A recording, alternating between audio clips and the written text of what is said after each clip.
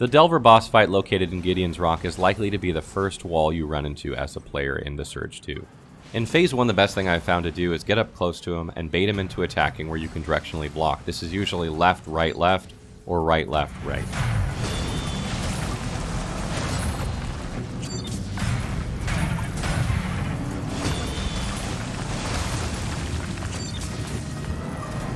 Every 4 perfectly timed directional blocks, you're going to stagger him, and that'll give you an opening to hit for extra damage.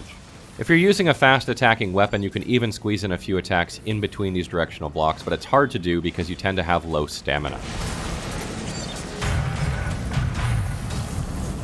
When he goes under the ground, all you need to do is move around and jump periodically to get iframes and dodge his attacks, which isn't hard to do, but then after a couple of attacks, he's going to pop out and he's going to hit you. The best thing to do here is hold block. You'll still take a little bit of damage, but you won't get knocked down.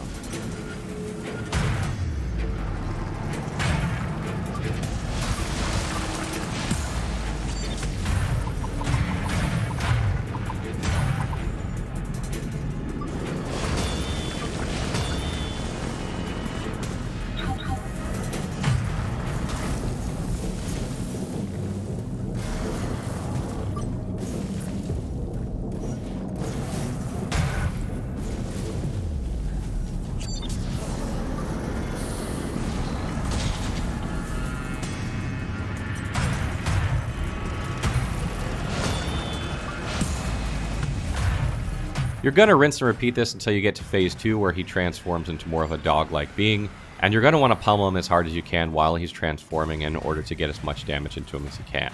In Phase 2, you're going to play very, very defensively for the most part. Directional blocking is nice here, but the primary goal is to just bait him into doing one attack where you can hit him several times. Always keep your block up if you don't know what he's going to do, that way you don't take any damage. During this phase, you want to try and stay near him as much as possible because you don't want him to charge at you, because this attack is harder to block, and it's usually better if you dodge it if you can. And it doesn't afford an opportunity to attack him at all or get in any directional blocks which can stagger him. The directional blocks during this phase are always either right or left, sometimes 2 in a row, but usually 1 at a time.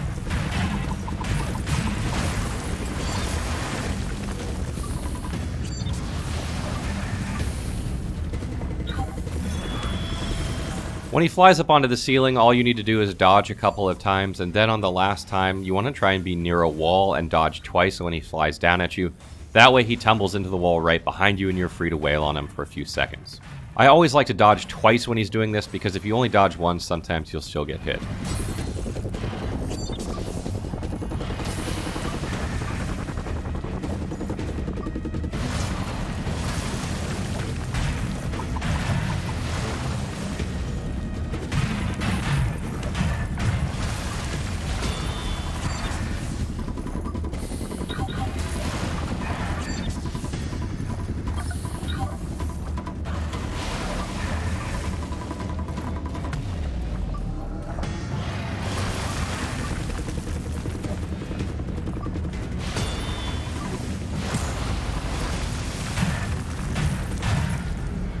Phase 3 is the scariest of all phases, but ironically has the simplest strategy.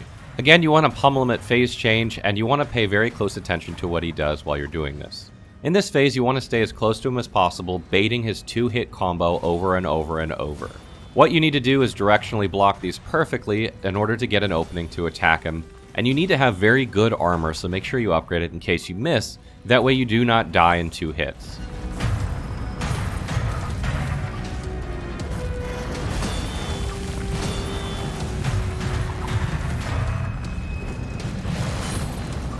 Periodically, you'll start to see stuff all over the ground or on your screen, and this is going to cause your nanite buildup to start building up, which can do a whole bunch of damage in one chunk.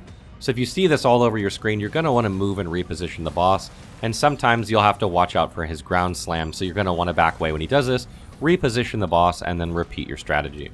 A couple of notes about this fight: having the deflection energy converter implant helps tremendously because it gives you energy when you perfectly deflect attacks, which allows you to heal if you mistime them or you're taking nanite damage. Additionally, if you're having trouble managing the nanite buildup, you can farm pieces of the liquidator armor in order to prevent this and help prevent that nanite buildup. Take a minute before this fight to fully upgrade your weapon to the highest tier you can, and to upgrade your armor at least once or twice in order to prevent some damage if you mistime your perfect block. One thing that I've noticed while doing this boss fight, particularly with directional blocking, is that it seems like weapons have different timing, or different types of weapons have different timing on their directional block. So I don't advise switching weapons very often on this boss. Stick with the same weapon, upgrade it as high as you can, and learn how long it takes to directionally block his attacks left to right or right to left. And stick with that one weapon until you get through this fight.